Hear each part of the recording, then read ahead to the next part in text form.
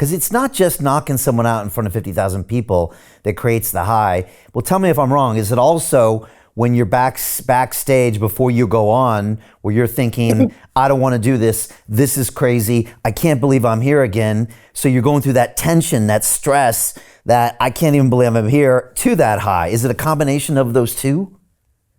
No, it's like, thankfully I never had that. I did have that in the beginning of my career, but not in Japan. Like in Thai boxing, my first 6, 7 fights were like, you don't have that control yet. You can't be calm because everybody's screaming. And somehow Japan, it made a click for me right away. I think it was the people being quiet. Yeah. The respect that there was, the 30-minute round, the guy 33 pounds heavier, all these things. I go, I better slow down, because if I unload in the first minute and a half and I can't put him away, I got 28 and a half minutes more to go. And the Japanese people are known to be tough. So I think that all that combination clicked suddenly with me. And then I became the fighter that I was at the gym. And that is the trick to fighting. It's like with acting, right? But the biggest compliment, my acting coach said to me, as soon as people tell you that you are exactly the same as in real life, that is the biggest compliment you can get as an actor. I go, that's a weird thing. He says, no, it's not. He says, it's very hard to be yourself. To be completely comfortable in your skin. It's like walking on the street, a tough guy, and then suddenly he has to pass 6 really beautiful ladies. Well, we all start walking different. You're not natural anymore because you try to be tougher. You put a different persona on. That's what you're trying to do, because you think, oh my God, and if they're all looking at you, now some guys develop a limp suddenly, right? It's hilarious to watch. But there you can see that it's hard to be completely relaxed. And being completely relaxed in fighting, in any business, in podcasting, and being a lawyer, is everything, because once emotions are pushed to the side, your mind can think the fastest. That's why we see all these problems in the world right now, because it's all emotion based. Everybody thinks they know the truth, but nobody knows the truth. But we scream it or project it as it is the truth, but which is not. And it's the anger doesn't let us see what's really going on anymore, because emotions are taking over. But once you take that away, you step away from it, from the outside. That's what I always told my girls. I said, if they had a problem, I said, just act like that person is somebody else, move away from the situation, look at it from the outside, and then see how you want to handle it. And that most of the time is the best way to handle it, because you're nice and relaxed.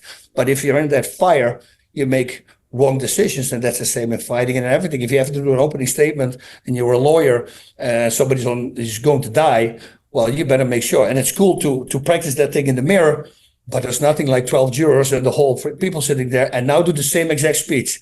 That's a very hard thing to do. So with basketball, to nail that one, if he goes in, you guys win the game. If you lose, if you misses, you're going to lose the game. That's a lot of pressure on a guy like that. And some people can do it, but the real good guys, they just freaking land the ball. You see, so being relaxed is always everything. Yeah, I think that's, people don't understand that about fighting, and it took me many, many years to understand that you need to be relaxed. And people think fighting, especially when you're starting out fighting, first of all, you're tense because you're there, and then you think, oh, fighters are angry, but they're not. The effective ones aren't. And in one of the most weird, stressful, combative situations, you need to be calm, right, and relaxed. That's it. You will be perfect on that. I have whole drills around that. And in my classes, poker face, that's a word I use a lot. Like when you hit a bag, you're not allowed to make faces. So I want you to hit like this. I don't want you to go, no, it's not unnecessary. All that movement, it's just attention seeking. It's like picking up a big, heavy lift. Why do you scream? You don't need to scream. You don't have to show the people, it's all bull.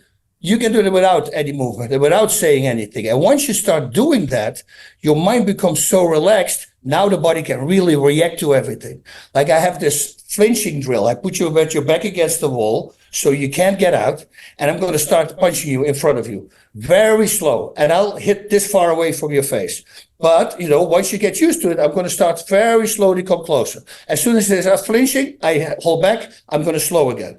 But if I put you against the wall and I start hitting like this, and then I punch and double with one arm and I start doing it, within 2 minutes, I'm doing this to you. And you're blocking every single punch because you know you're safe because I'm already hitting here. And you know that will not really hit you. But that means, I always tell them, if you can do it like that, that means in real life, you can do it as well. It's just staying calm.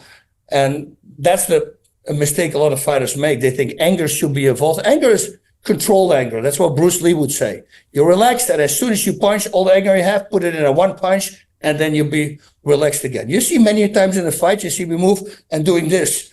And what I'm doing then, I'm stepping away and I drop on my heels. I feel all my muscles jiggling. And I know that if I feel them jiggling, I'm good. And then I go back into the fight. It's just a mental thing for me to show, okay, no, you're good. You're relaxed. Everything is okay.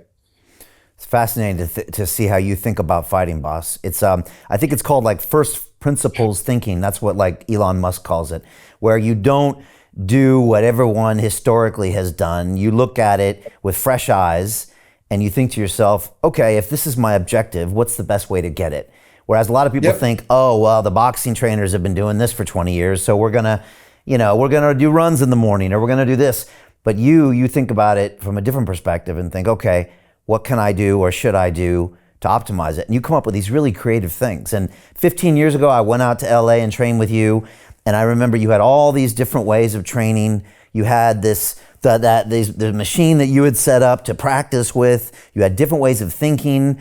I do your mixed martial arts workout, the 7 rounds, 3 minutes each now, every single Monday here. I put burpees in the middle. And it's interesting, Bas, because the way you think changes or has changed a lot of the ways that people fight.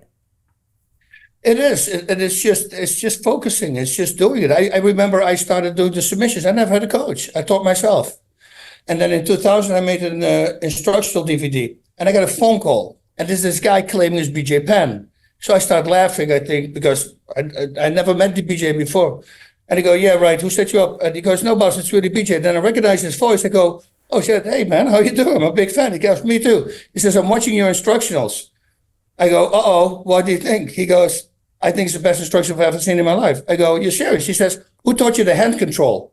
I said, me. He said, what do you mean? I said, because if somebody armbars me, they can't, because I'm always out, because I know the defense for it. Then I thought, what if I face a guy like me, who's always coming out? Oh, wait a minute. If I grab the inside hand, he cannot roll out. And that's why I did it. He goes, dude, that's freaking super smart. I said, hey, before you hang up, can I use that quote on the DVD? Because coming for you, the prodigy, that's a big freaking quote. But you see, you're just finding ways to still make it happen. And that's it. And that's what I did with everything in life. Since I was a baby already, I did that. Well, kid. Hey, I know investing in crypto is scary.